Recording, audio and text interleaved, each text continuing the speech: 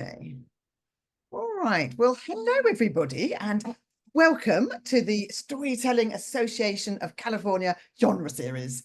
For those who don't know me, I'm Claire Hennessy, and I come from 6 Feet Apart Productions, as well as other things, and I'm going to be your MC tonight. And Andy Laufer, is going to be your tech host, so you're well taken care of. Now, if you don't know much about the SAC genre series, it's a really excellent series devised by Ed, who's with us tonight, Ed Lewis, and where tellers from various SWAT groups from all around California come together on the third Wednesday of every month. And all the tellers have been nominated by their SWAT group leaders on a theme. So, you know, this month we've got personal stories, but then in the next month it's going to be folk tales. And on the SAC website, which we'll put the link in the chat, you can see what all the other topics for the rest of the year, right up until July next year, because Ed is so organized. Well done, Ed. So as I said, tonight all the stories are going to be true personal stories like you would hear on the Moth or the Moth Radio Hour, and hopefully as good quality. Now, if you're interested in performing yourself, you just go to SAC's website, which is storysac.org, and we'll put that in the chat. And then you can see what are the upcoming shows, how you go about doing it. And if you need any information, just put information in the chat, or you can send an email to us. Now, as I said, the next one, September is going to be folk tales, and October is spooky and scary stories. So that will be fun.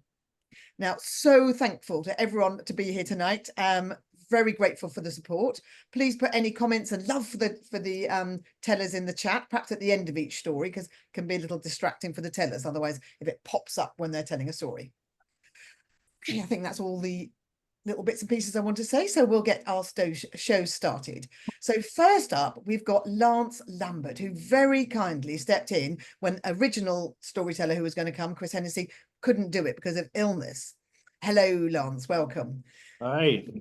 Lance is a member from the Seattle Storytelling Guild, and Lance has had 3 books published. He's been a columnist for the Seattle Times newspaper. Got a bit challenged today. Had a TV program called The Vintage Vehicle Show. I want to watch that. Was broadcast internationally for 23 years with 465 episodes. So that's quite impressive just by itself.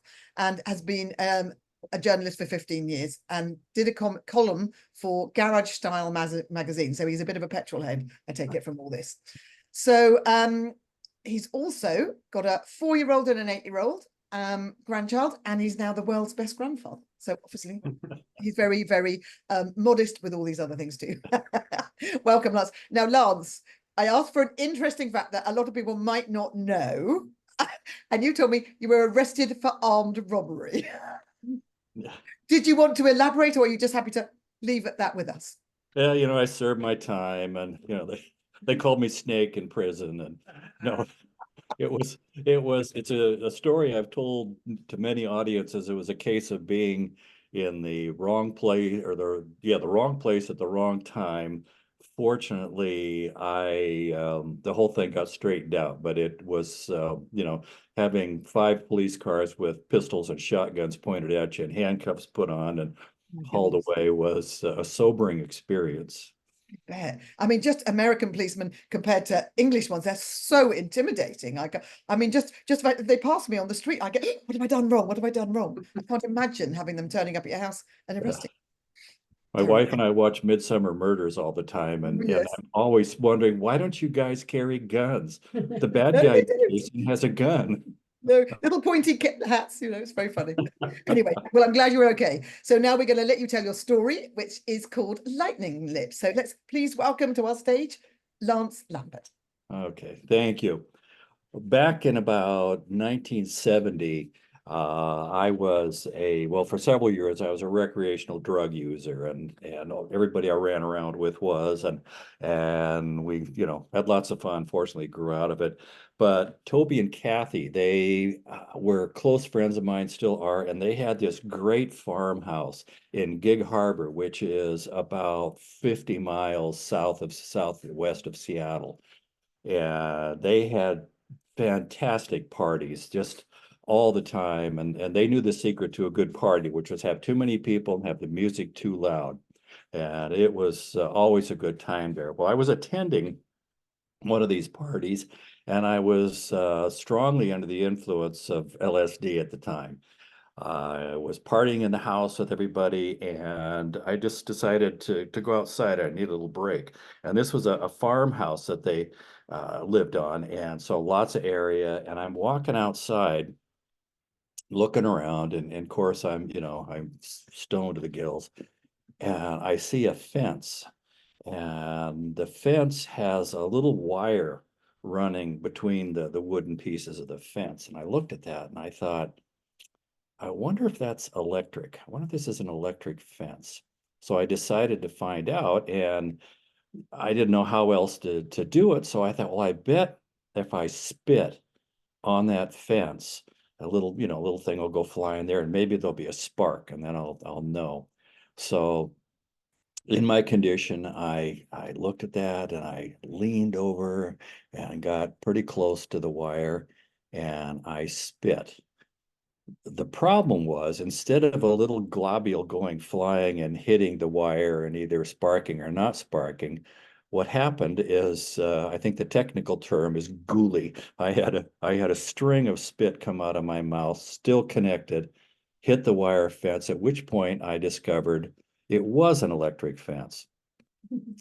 My head exploded, and it was absolutely wonderful. It was one of the best things I'd ever had happen to me. The LSD combined with the electricity going through my brain was a memorable event. And I just thought, this is great. So I did it a few more times, and then I thought, well, let's have some fun with this. So I looked at that fence and I thought, I wonder if I grab the fence, if I'll get a little shock right in the beginning, but then it'll just be maybe just a tingle going through me. So I reached out and I grabbed that wire, and sure enough, it was like, and then it was okay. I definitely had electricity going through my body, but it was very tolerable. But the fun part is, like I said, there were a lot of people at this party, and other people were walking around outside the house. So whenever anybody got close to me, and they're all in the same condition I'm in, various drugs going through their systems. When they would walk by, I would reach out and touch them. And they did not know it was coming. And the reaction was not always appreciated, but it was great fun to watch. Then I thought, well, I wonder what can we do with this electricity? Another party goer came along, and I took my hand and he took his, and we put them close together, so I can do this, and an electric current, just like out of a science fiction movie, ran from my hand to his hand, and he was being shocked. So this was great fun. I became the most popular guy at the party. And then I thought, well, it's been a while. I've had my fun with this, so I think I'll go back inside the house and join the party. So I go back in, and the whole place is abuzz with the talk of what had just happened with this fence. But I'm thinking, what can I do to enhance my experience for the evening? And I don't know if everyone is aware of oh, I'm forgetting the name of the alcohol. Everclear. And Everclear alcohol, it's used medical purposes. It's very, very strong alcohol. There was some at the party. So I thought, what goes better with LSD than a few shots of Everclear? So I I consumed some Everclear, was out of my mind. And the story ends on a very happy note. I'm in this condition, and I see in the house this very attractive young lady. Find out her name is Judy. She shares some shots of Everclear with me. She's in a similar condition than I am. And then, we connect up and made friends, and we ended up dating for 3 years after that. Wonderful person. So my advice to any listeners is, the next time you're loaded on acid and you're in a farmhouse and there's a fence surrounding it, go up and spit on that fence and find out what it's like to have 110 watts of electricity going through your LSD-addled brain. Thank you. Oh my goodness. I can't believe you just said that. But good job we're not in England. It's 240 volts. You'd probably be dead by now. Yeah.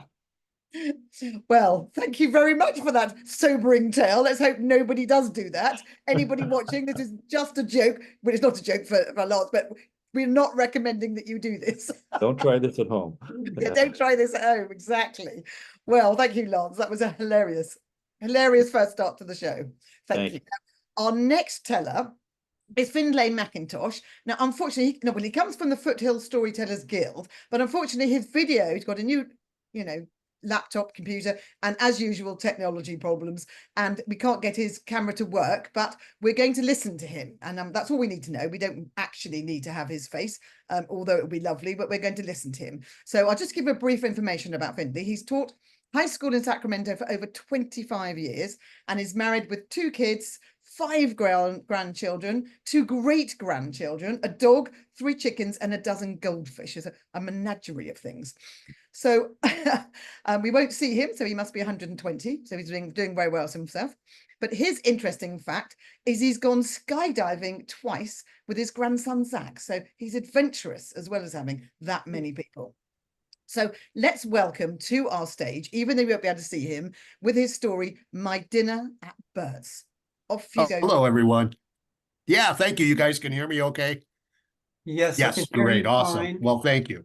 So this is my dinner at Bert's. A long time ago, when I was a lad of 19, I went up to pick up my new friend, Bert, and we were going to go tobogganing at Red Swallow Cliff on the south side of Chicago.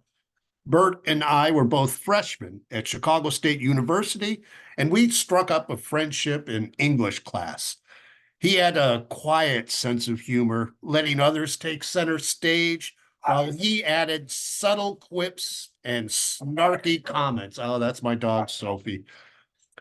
By January, we decided it was high time we got together outside of school to have some laughs.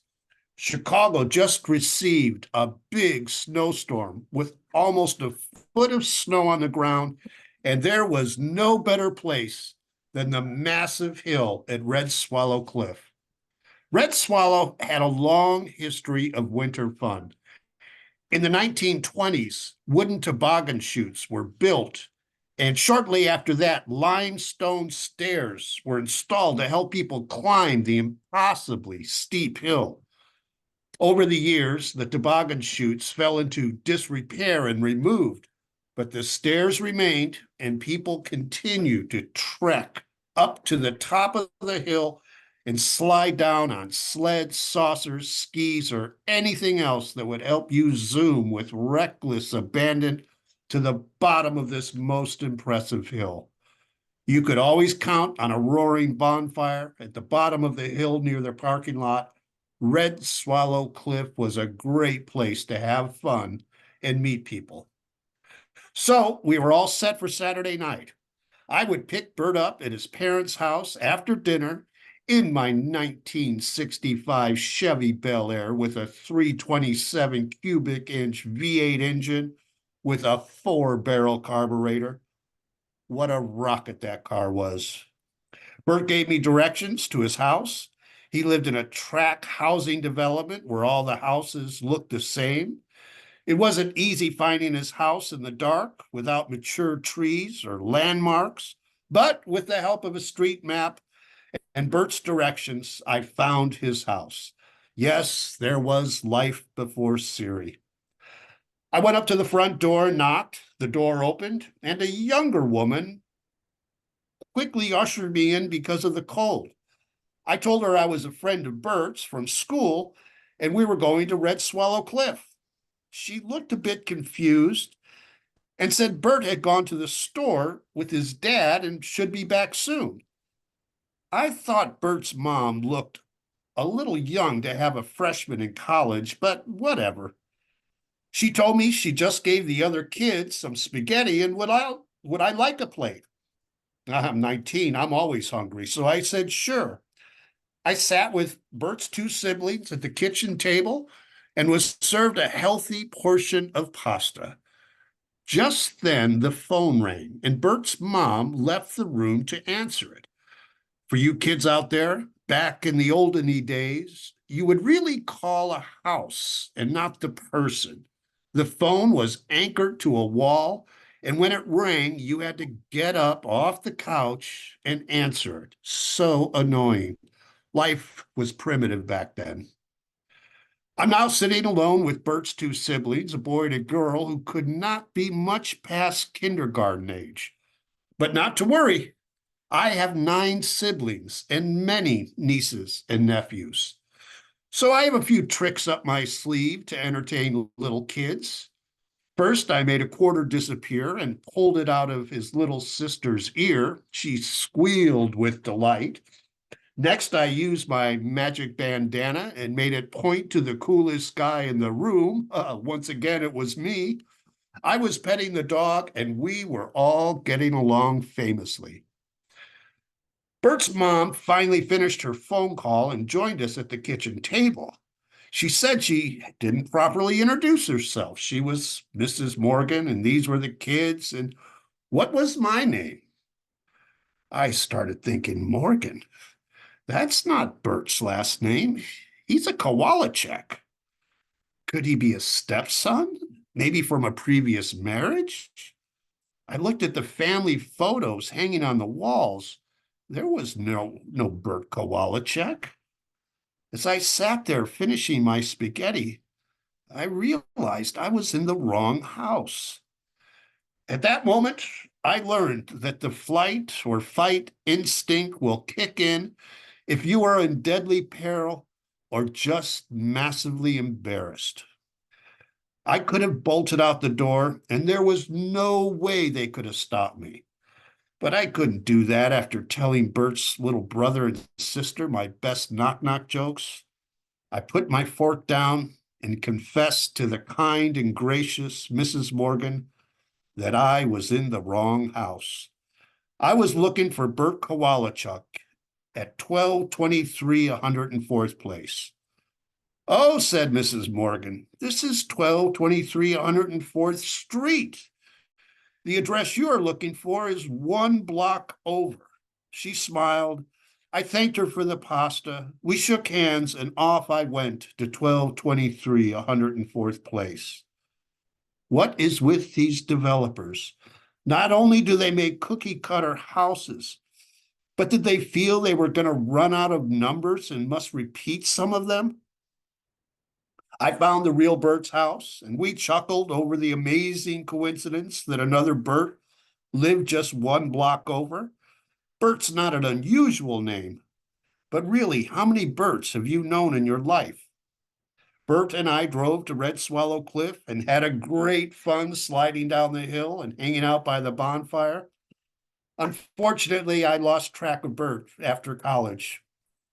I never forgot that evening. And questions still remain. Just how old was Bert Morgan? Did he still believe in Santa Claus? Was his mom really going to let her maybe 2nd grade son go off with a 19-year-old stranger to Red Swallow Cliff?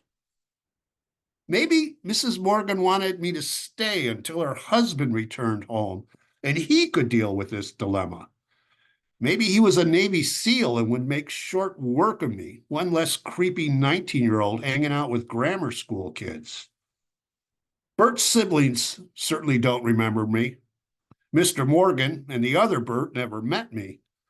But I have to wonder, does Mrs. Morgan ever think about me, the dashing 19-year-old with a gorgeous head of hair, driving that hot 1965 Chevy Bel Air with a 327 cubic inch V8 engine and a 4-barrel carburetor? Thank you, everyone. The end. Oh, that was excellent. Thank you. Thank Finn. you. It's just like The Graduate, wasn't it? I wish you could see my gorgeous head of hair. I wish we could too. Yeah. For anybody who just come in, unfortunately, Finley's video has not been able to be working, but it didn't matter because it was a fantastic story. Thank you. Thank Finley. you. I appreciate that. Very funny. And I do agree with you about all the names of the roads and things being so similar. It's really hard to find them. I don't understand. Anyway, we have weird names in English. Thank you very much, Finley. That was wonderful. Thank you. Thank you. My pleasure. Thank you. Now, our third storyteller is not only prolific, but also she's an excellent storyteller, Nashama Franklin, and there she is. Now, I've got to know Nashama quite well since the pandemic, because she's like a firm favourite of all of us at 6 Feet Apart Productions. She's not only won so many of our open mic slams, we're thinking of banning her. No, we're not really. She's also won our Stella Slam, as well as being a Moth Grand Slam finalist. Now, she works and tells stories at Fairfax Library in Marin County in California and tells folk tales just as well as her personal stories. She's got many other interesting things. So you can go to her YouTube channel. She's a YouTube channel. I mean, she's so cool. And very other places. She's brilliant. She writes blogs and all the rest of it.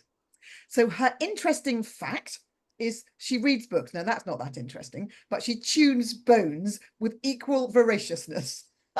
At the same time. So I don't quite know. Do you want to explain the bone thing, Nashama?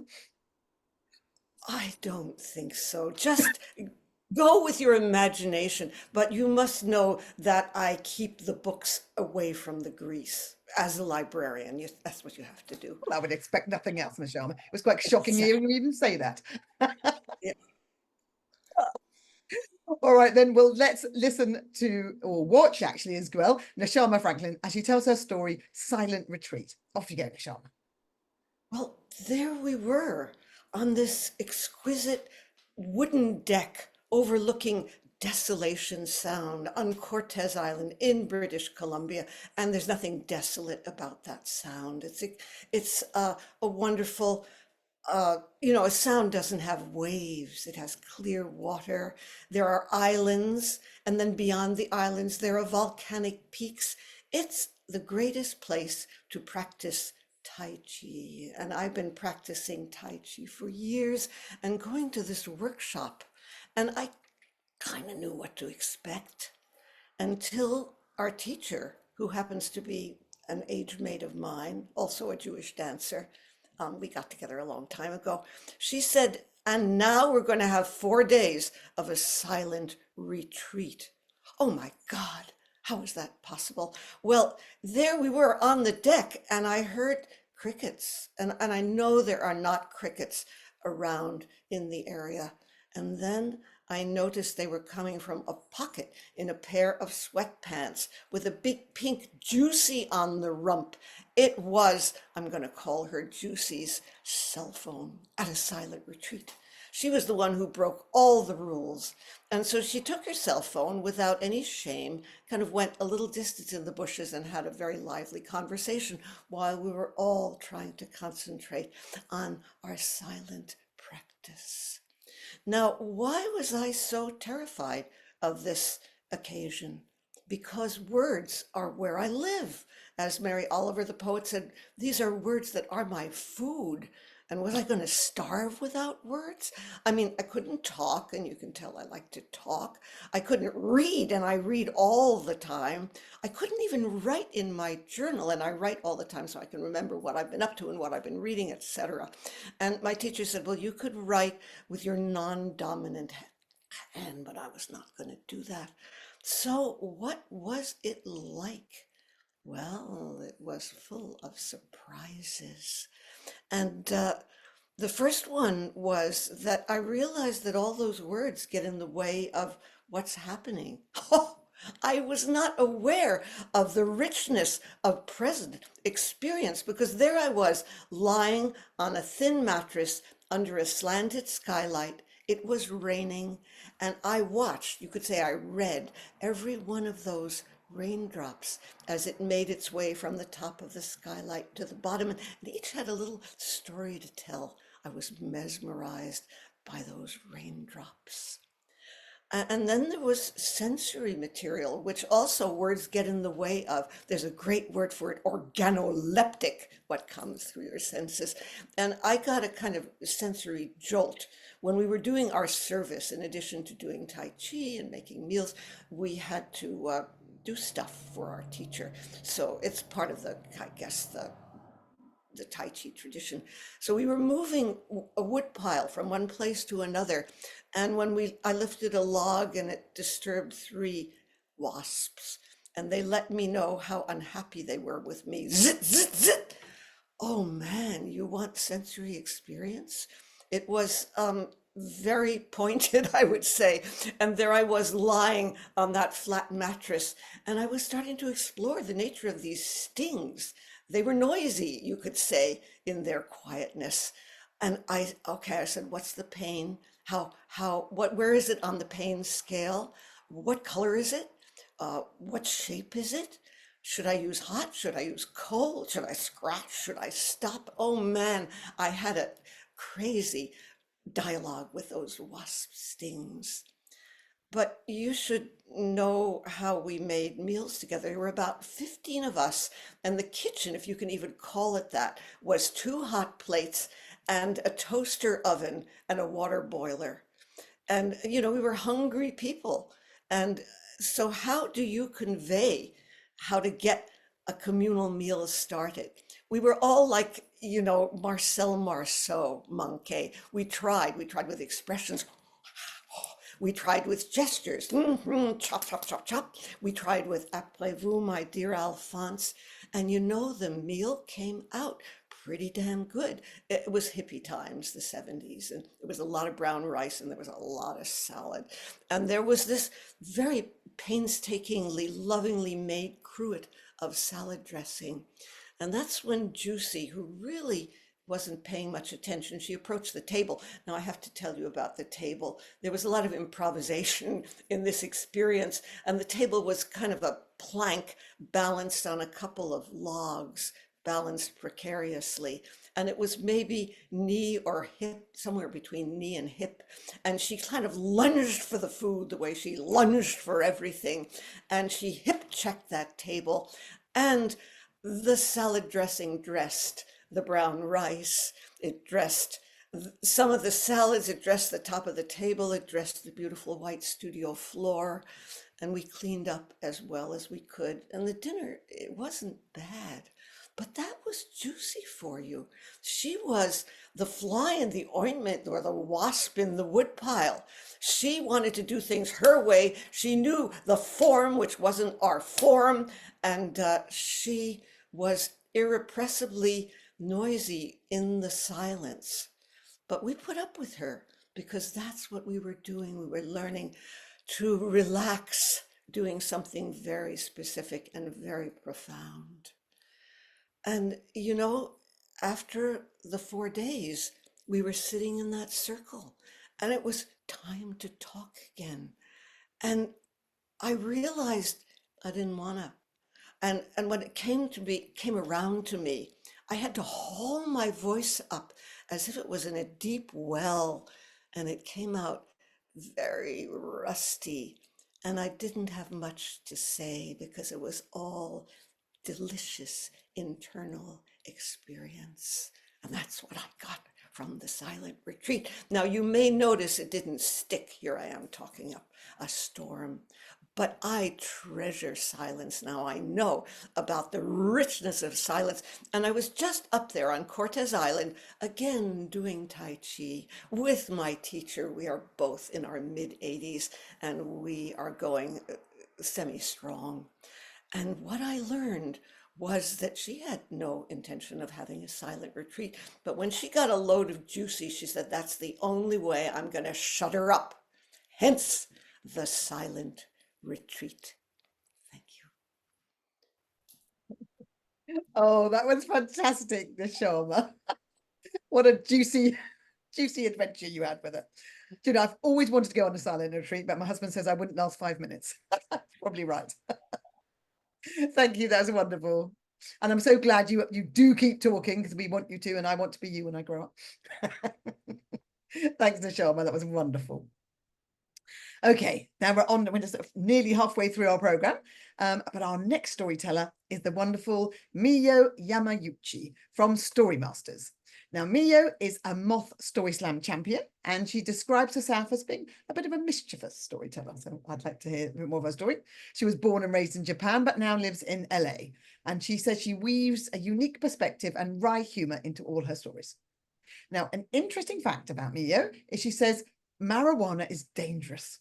She smoked it once, but it had this really crazy side effect because she thought the funniest thing on the planet was Dane Cook. So she had to quit.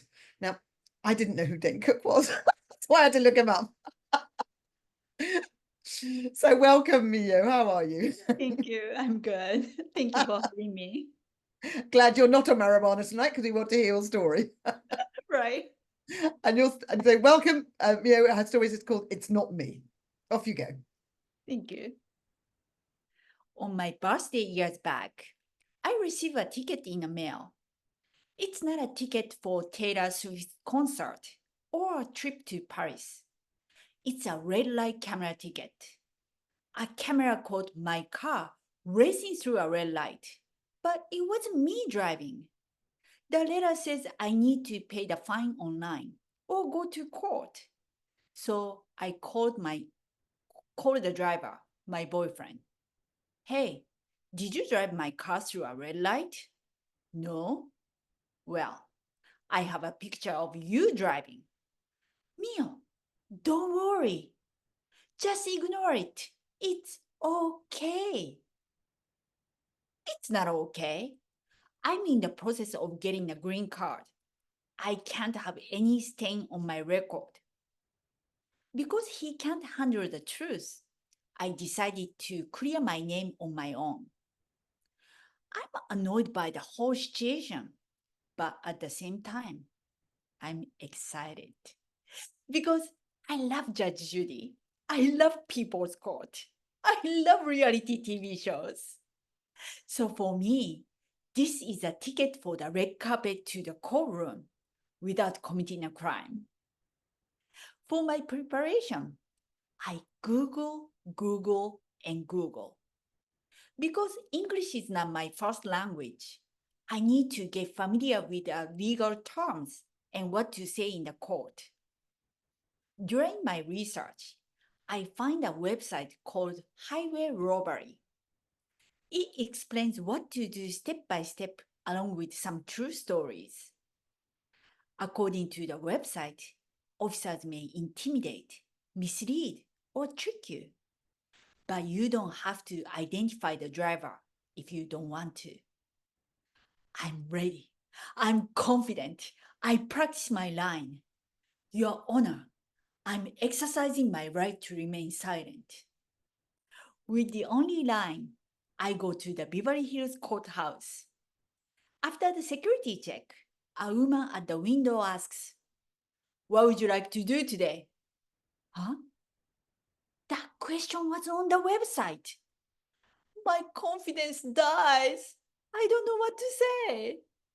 I would like to fight. Do you want to fight? No, yes, maybe. I don't know. She looks at my ticket. Miss, you don't want to fight. This is not you. Make an appointment for an arraignment and come back another day. Arraign what?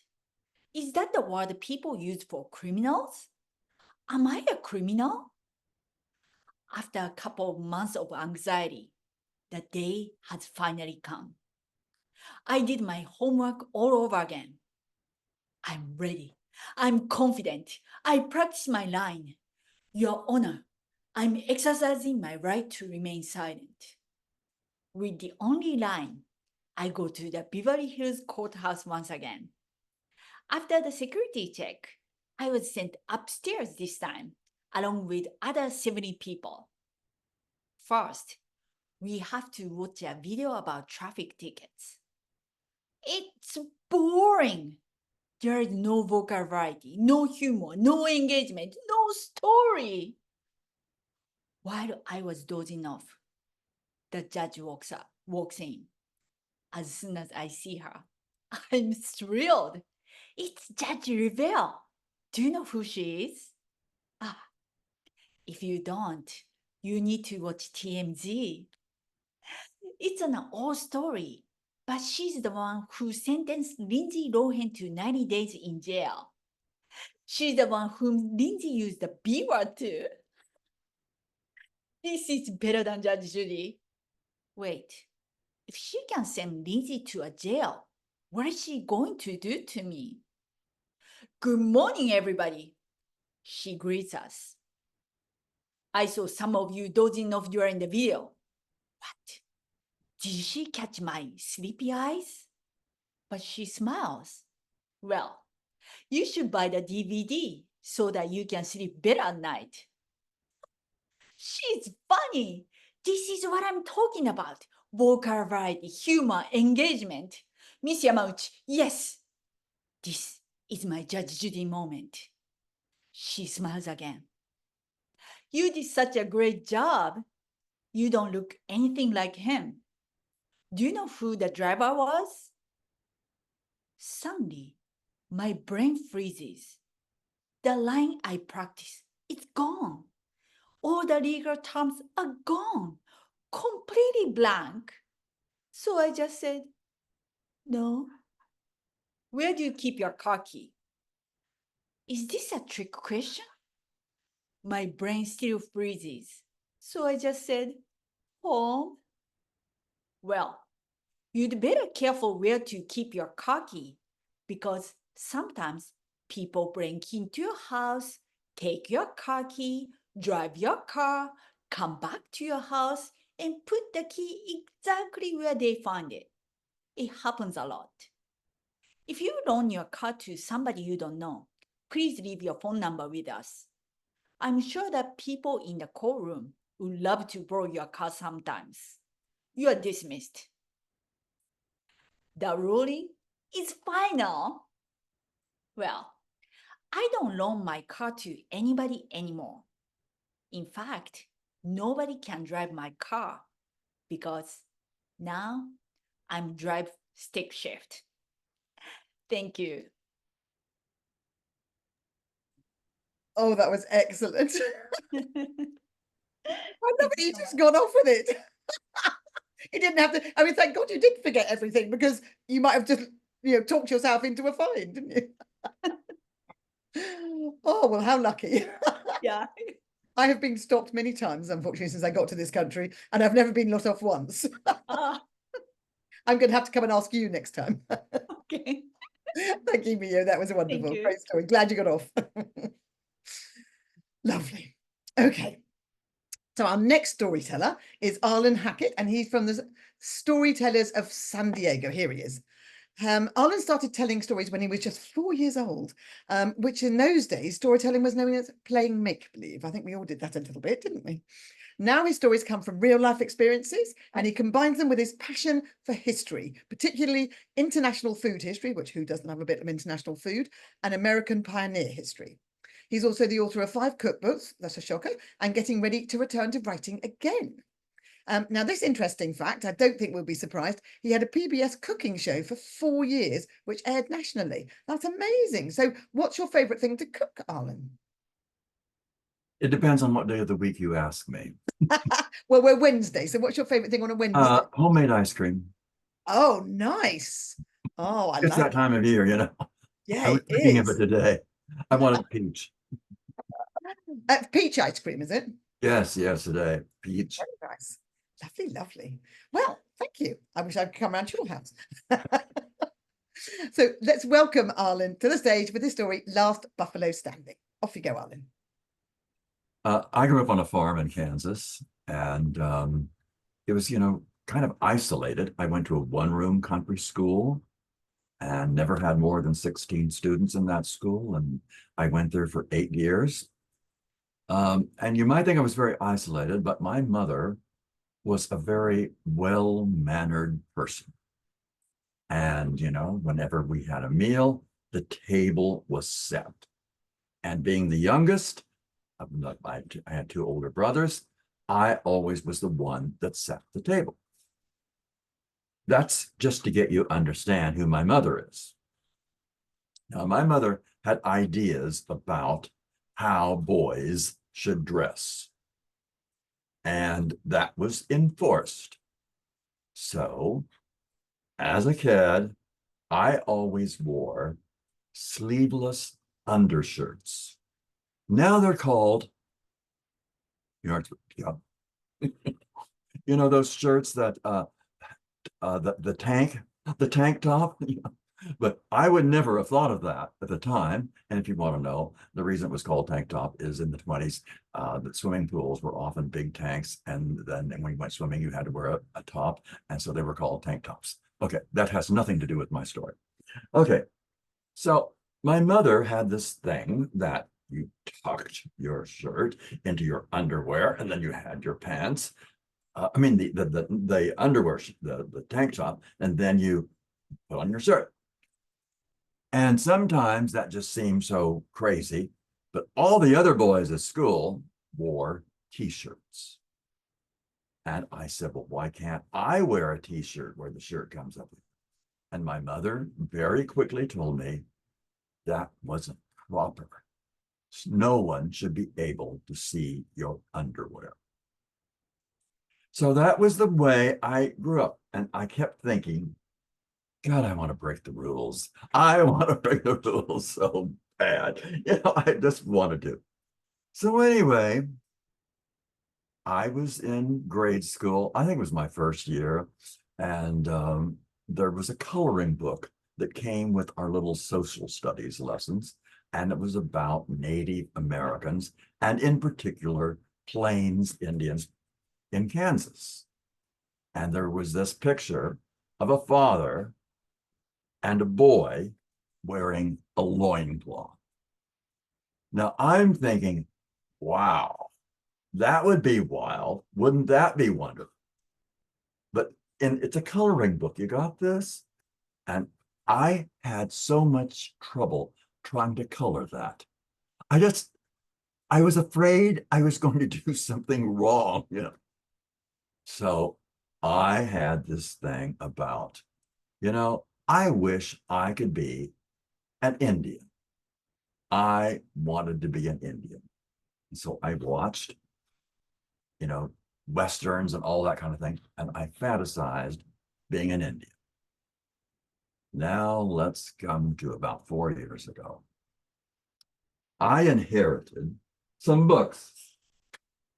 There's two of these.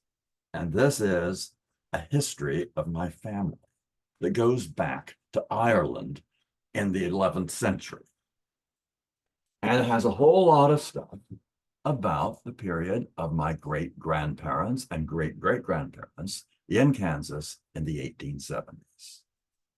And in this, I started reading, and I just thought, oh, I want to know about Indians. The word Indian didn't appear anywhere. I'm trying to find Indian. Where's the word Indian? But what I found was savages. And so that's what everyone called these people. They were savages. And then I find my great-great-grandfather had been in a raid and killed Indians and all that.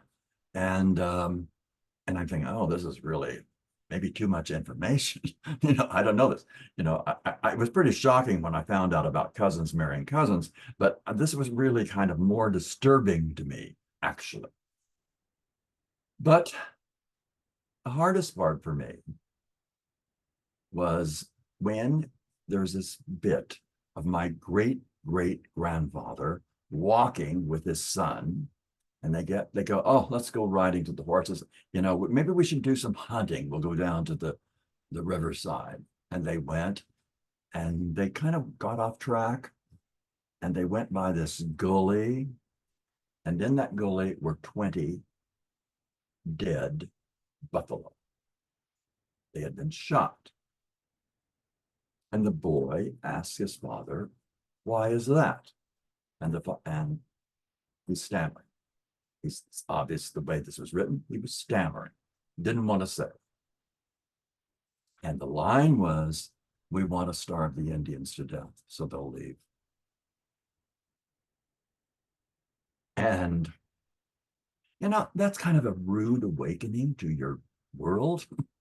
And I started doing a whole lot of reading and research. That was what triggered a whole lot of things that I'm writing now. You know, how the railroads, you know, got people to come in. They wanted people to migrate in. The wheat farmers came in because the government wanted them to come. There was homesteading, you got free land, you got all this stuff because they wanted to get rid of the Indians. They wanted to drive them out. Now, this is very important because the Indians weren't told that their reservation was being moved until these settlers came. Now, let's go to right now. And the person we need to address is Ron DeSantis. And just a few years ago, meaning like 2 years ago, he declared that we could not have educational things that upset children. And stories about white people being enemies or bad, we couldn't do that. So all of these stories about racial things had to be taken from the curriculum. That did a real puzzle for me because I started thinking, God, I wish I'd known some of this when I was younger. It would have made a lot more sense about the world if I would have known this. I wished I'd known something about the last buffalo standing. Thank you. Thank you, Arlene. Thank you. That was a lovely story. And it's just very sad that that's what happens, isn't it? That history gets rewritten and history gets washed over. And I suppose that's why we have to have historians, isn't it? So that we actually... Yes, I didn't have any of this in school. Nothing. And, you know, finding even research now, I'm trying to do research about dates and places and all of this. And so many records have been destroyed. Mm. And I forgot to mention that my grandfather was one of those that drove Indians off the land and was a homestead and took their land. And they didn't know he was coming. So Well, I don't think it's that's crazy, a little bit. Yeah, there's nothing new. I know English people are pretty bad in their time over the centuries, you know, and this gets changed, doesn't it? History gets written in the nicest way. But thank you. That was a lovely story to tell, and it's good to tell those stories. Thank you. Thank you very much. Right, now we have the lovely Genevieve Franklin and she's from the Do Tell Story Swap up in Santa Rosa, just up the road from me in California. Genevieve went to her first Moth Story Slam in Berkeley in 2017, which is about the time I went. And I remember seeing you there, Genevieve. And she says it changed her life. I mean, it has really changed mine too. So we're very similar to that. She's been on 6 Feet Apart quite a few times and always tells wonderful stories. She hopes that her storytelling will make a difference in the lives of her listeners, which it does. It already has done. So you've got that one sorted straight away.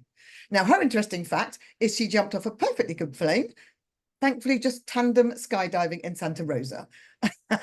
And you don't never know who the brave ones are. Look at you. You look like butter wouldn't melt. So welcome, Genevieve. And we're going to have you tell your story, which is called Santé Chin Chin Salut. Off you go. And I've asked permission to record, so if you'll do that, I will. You're good to go. Thank you so much. The Persian poet Sadi said, "Have patience. Things will become more difficult before they get better." When I turned 70 in October of 2022, I received a message from my sister which said, "Welcome to the age of wisdom." Phew. What a relief. I had wanted to mark this event in a special way. Some people throw wonderful sparkling parties. Some people go to a long-awaited vacation. Others stay up all night singing karaoke until the moon goes, "All right, already, go to sleep." And others go to entirely unaffordable but absolutely unforgettable restaurants where they feast on tiny bites and champagne and say, "Santé, Chin chin, salud. I had something different in mind. I wanted to fulfill a commitment that had taken root in me when I was 15 years old and went into my father's home office, on top of whose mahogany desk was the December 1967 issue of Time magazine.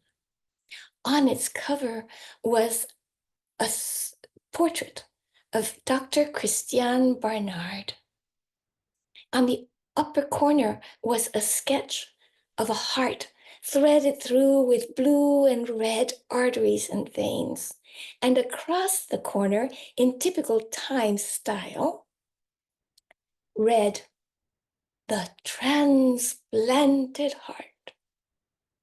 I was mesmerized by this extraordinarily striking surgeon from South Africa. I was, after all, a teenager. But I was actually moved much deeper than that. The idea that this agglomeration of cells that were still pounding with life could be taken out of one individual and then put in as if they were seeds, which would grow to another withered, weakened, but still receptive vessel, and renew it, was astonishing to me. It took decades for me to fulfill that commitment, even though I had been extraordinarily involved in supporting kidney transplantation and made sure that my driver's license always had what ultimately became the pink dot in case of my death. But it wasn't until many decades later that I was able to do something in life.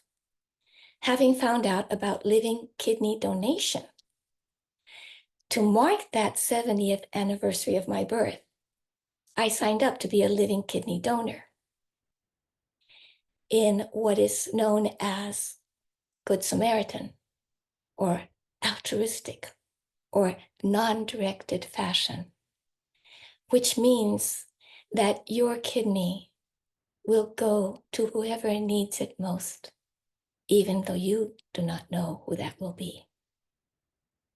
When I spoke about my plans, my friends and family, some said, "You must be out of your mind." A few others were honest and said, "Oh, I could never do that." But those who were closest to me said, "You go, girl." Living organ donation, even at my age of now 72 about, is safe, can be simple, and is always incredibly rewarding. Even though, let me see, I lost track of what I was going to say. Yes, because each kidney can function independently by itself, and only by itself, without endangering your body. It's somewhat like having two life preservers. If you were to see someone drowning in a storm-tossed sea, if you were to see someone drowning in a storm-tossed sea, there need not be any hesitation. The process for donating a living organ is highly regulated. My first step was to fill out a very long questionnaire. I aced that part. The second step was to have lab tests done. When I came out of the clinic, I was pretty much dancing in the air at having had my blood taken. And a few days later, I was elated to find out that my readings were spot on. I could take the next step, which was to make an appointment with UCSF to have medical, surgical, and psychological evaluations made. Now, I even called my dear friend in Florida and asked her if she could come and be with me when the time came during my recovery after donating my kidney. I was ready to roll. October now also marked my annual mammogram appointment. And about that time, I had had my mammogram. Then I did all this donation steps. But I got called back from Kaiser. They said, we want to check up a little bit on your last images. Would you come back? I said, yeah. How about Halloween? The receptionist said. I said, sure. I was pretty darn confident. I always walked in and walked out without any problems. I think on second thought, I wasn't confident. I was darned cocky. I went in and they took one elaborate image and then another elaborate image, and then they took a biopsy and sent me home. Just about a day after the last conversation I had had with UCSF, I got a call from the Kaiser imaging department saying, your pathology report is back. I said, yeah. He said, yeah. You have breast cancer.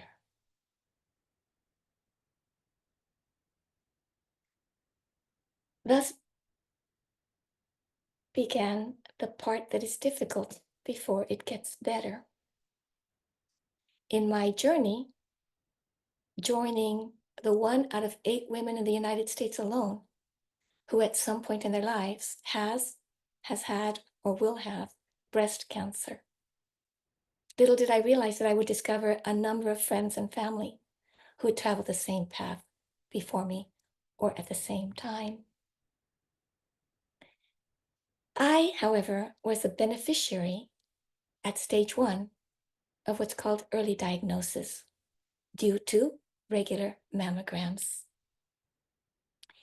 And so I didn't have to have infusion chemotherapy. I didn't have to have radiation. Of course, that was in large part because I had a right side mastectomy. There was nothing to irradiate. Nevertheless, I had had bouts with tumors of a different kind years before in a very much more serious circumstance. So I somewhat flippantly took to referring to this period in my life as the time when I had a mild case of cancer. 3 surgeries later, I find myself with some aggravating lingering effects and some owies, but very, very grateful that I am healed. Although I hadn't had any fear, well, not intense fear, let's say, when I was given my diagnosis, I nevertheless felt an intense disappointment. Why, you might ask? Because any candidate for organ transplant who is subsequently given a cancer diagnosis has to wait 5 years to reapply. And why is that so troubling? Because in the United States alone, every year, 20,000 people on the transplant list die waiting for someone, a friend, a family member, or a good Samaritan, altruistic, non-designated organ donor to be a match. So in those 5 years, 50,000 people, I'd say, I don't think I have my math done, but it's a lot of people will pass away. Anyway, it's 5,000 a year, so 25,000 people will pass away between now and 2027. So I will be waiting patiently, like the poet Sadi said. Neil deGrasse Tyson said, "We are on this speck of earth. Think of something you might do today or tomorrow and make the most of it." It's been 1.5 years since my first surgery for breast cancer, and I am patiently on the path to organ donation again. I expect to have that become a reality on the semi-sesquicentennial anniversary, the silver anniversary of my birth. Look forward to October of 2027. And maybe, if everything goes right, I'll be able to send this new celebratory wish on a milestone occasion to someone I don't know in a place I don't know of that will say, Sante, chin chin, salud. Oh. Thank you, Genevieve. What a lovely story. Honestly, you're a very lovely person, much lovelier than me. I can't believe you were disappointed that you got breast cancer because it meant you couldn't donate. Well, you're not a very amazing person, and I'm very pleased that you got through your breast cancer well. And a very good idea to have those horrible bloody mammograms that we always have to painfully go through. You guys don't know you're born. Thank you, Genevieve. Great story. Thank you.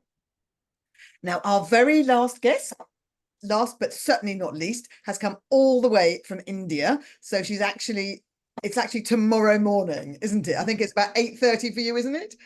Yes, Yeah. 8:30 a.m. tomorrow. 8:30 tomorrow. It's quite funny. He's well ahead of the game. So Ramya Srinidhi, it comes to us from the Sacramento Storytellers Guild as well as from India.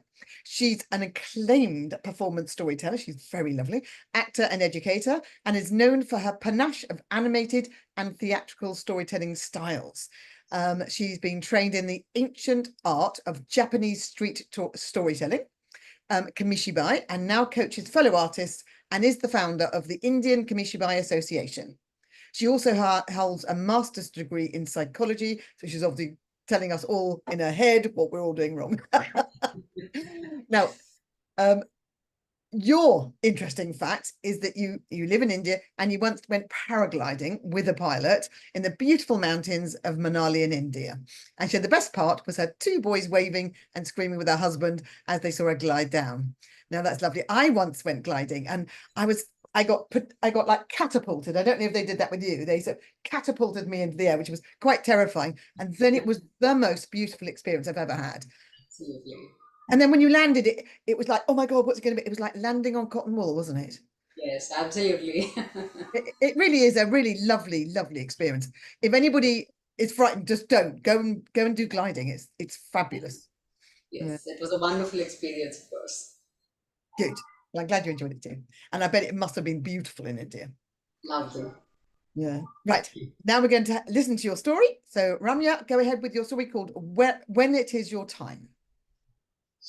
Thank you, and good evening to all of you and a few of my friends who have joined here in India. So my story title is When It Is Your Time. I have been married for over 15 years now. Many things have changed since then. However, there's one ritual, one routine that has never changed. My calls to my parents' house. My morning calls was always received by my father. An enthusiastic, hello, Pa, good morning, would always be reciprocated with a calm, caring, hello, Ma, good morning, how are you today? My father was an early riser. He would probably wake up around 5 or 5:30 in the morning, finish his yoga, his morning walks, pick up milk and vegetables, and come home and make himself a hot cup of filter coffee and sit down with the morning newspaper in the balcony. I would say it was a treat to see my father there.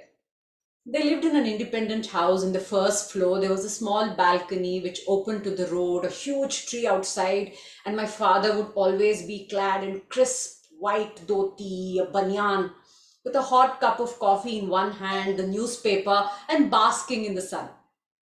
Early morning sun rays are good for your skin, Ma, vitamin D.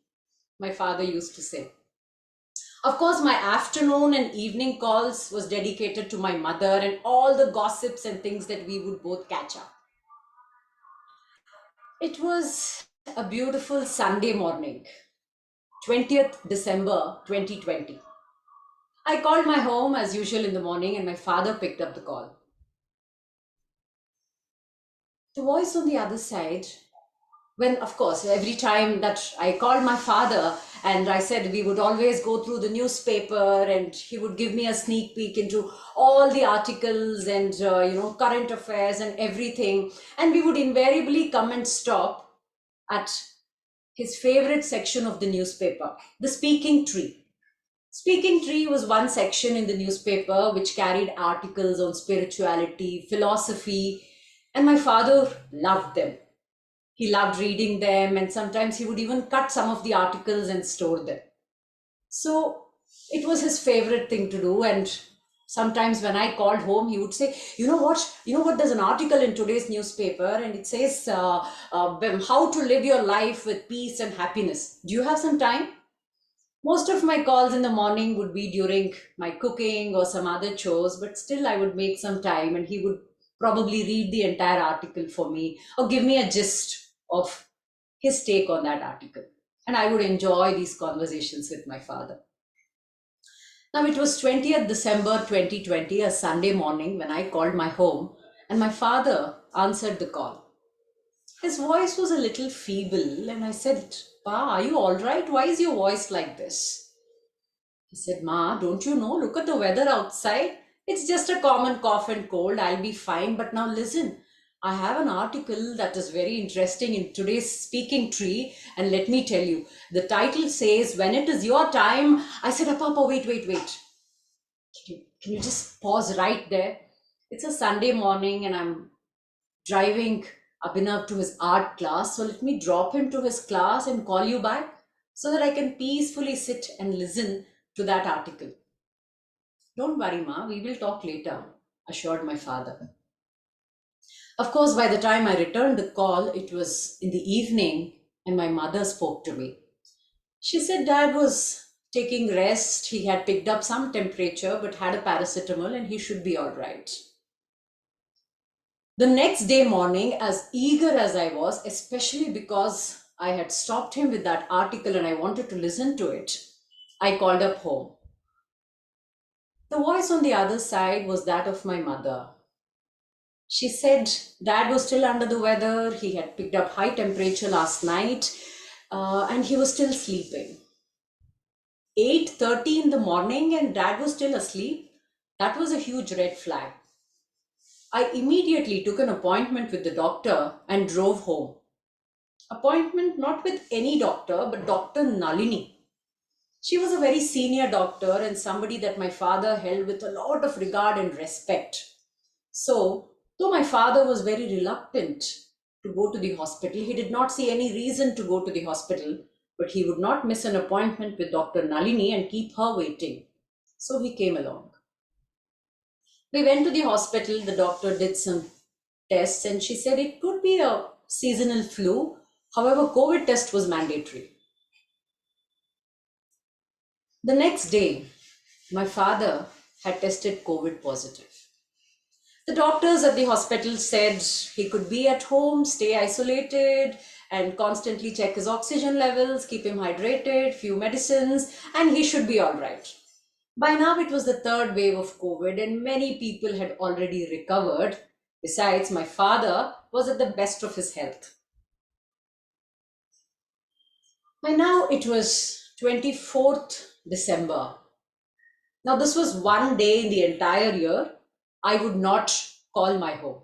I would go there in person and take their blessings. It was my birthday after all. So I woke up early, cooked some food, some sweets, and drove to my parents' house. My father got up, gave me his blessings, but he refused to have the sweets. He said his throat was still hurting and he just had a glass of warm milk.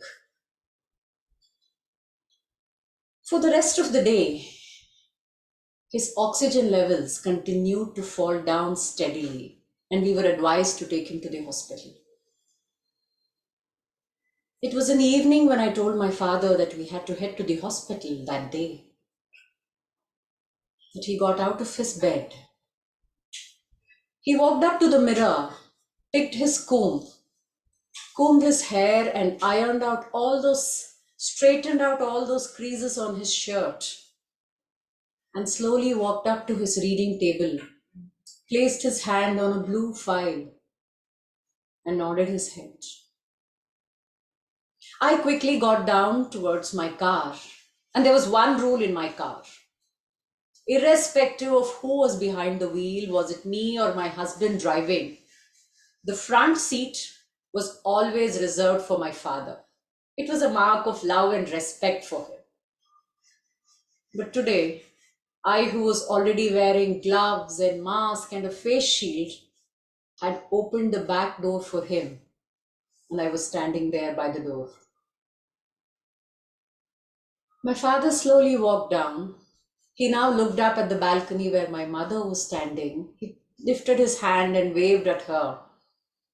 And gracefully as it were, he sat in the car. From there, we quickly and quietly drove to the hospital, where they checked his oxygen levels, and they said at the emergency that he had to be taken to the ICU immediately. I was still at the emergency doing some paperwork, and then they told me that my father was now being taken to the 7th floor intensive care unit. I quickly rushed to the 7th floor, and my father was just being rolled out of the elevator.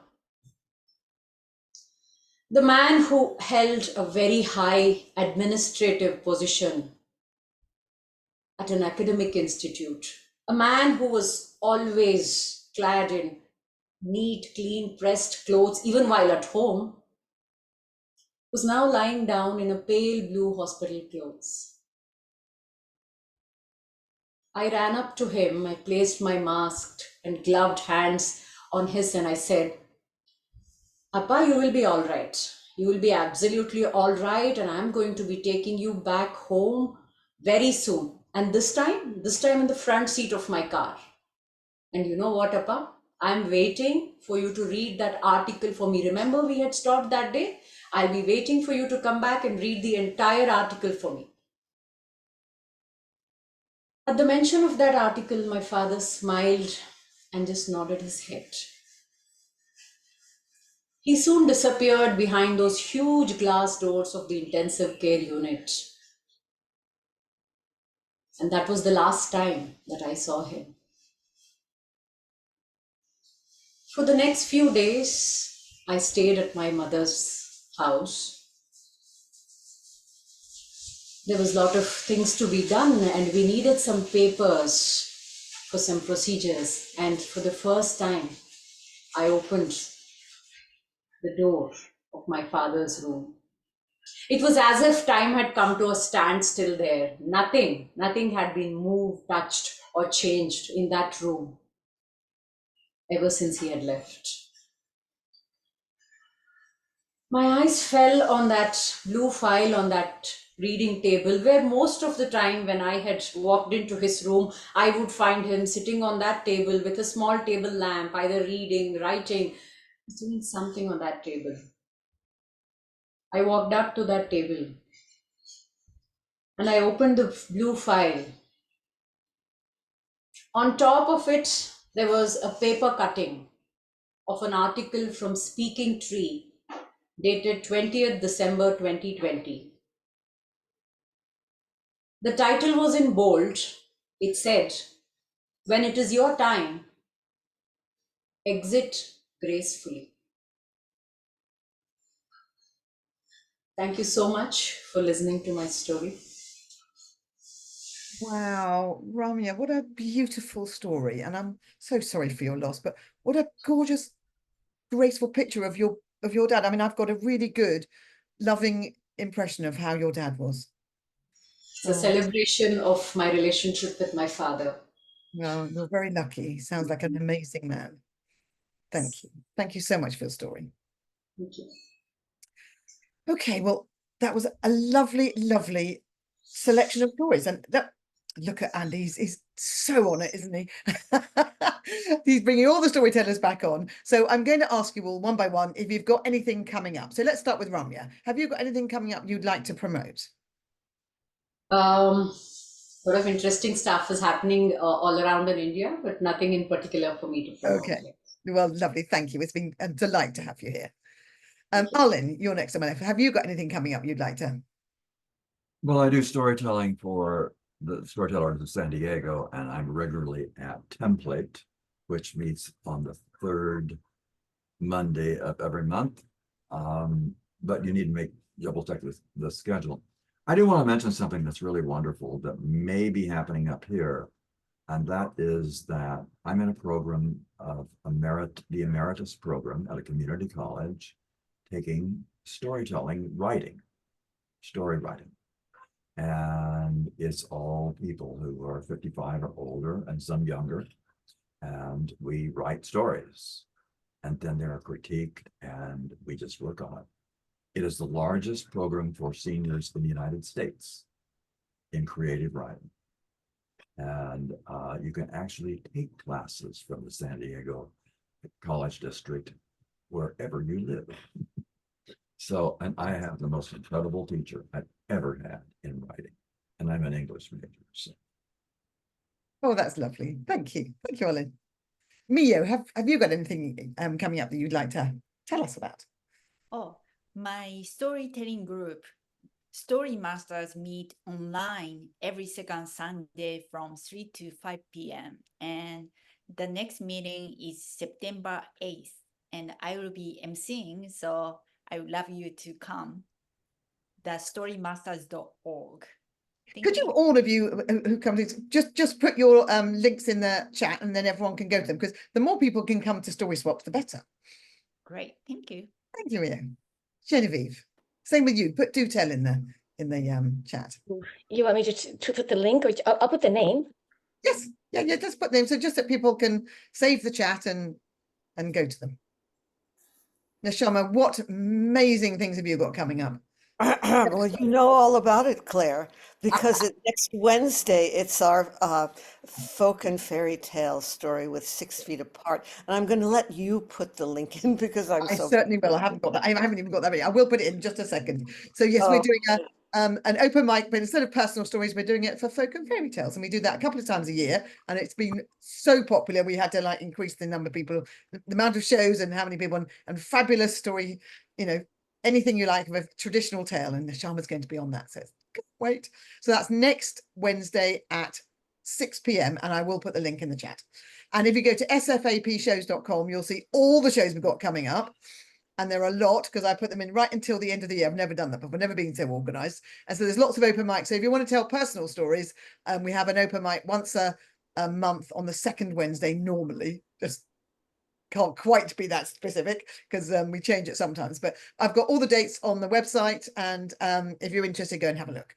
And also, if you're interested in the SAC genre series, then go to the website, which is storysac.com, and look for all the different genre shows. And if you're part of a story swap, then you can get nominated to tell. And so on the 18th of September, there's going to be folk tales, just so lots of folk tales coming up, which are just lovely shows.